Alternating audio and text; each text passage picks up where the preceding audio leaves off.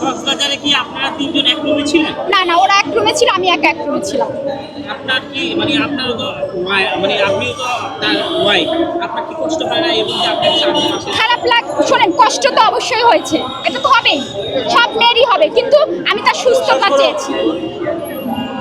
বুঝতে পেরেছেন? সবশেষ কি দাবি করছেন আজকের সংবাদ সম্মেলন থেকে?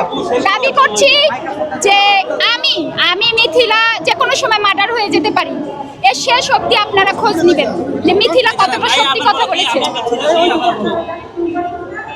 আমি মিথিলা যে কোনো সময় হিরো আলমের সন্ত্রাসী বাহিনীর কাছে মার্ডার হয়ে যেতে পারি, আপনারা এটার পেছন হবেন না, এর শেষ অবধি আপনারা খোঁজ লাগাবেন, কারণ আমি সব সত্যি কথা বলেছি।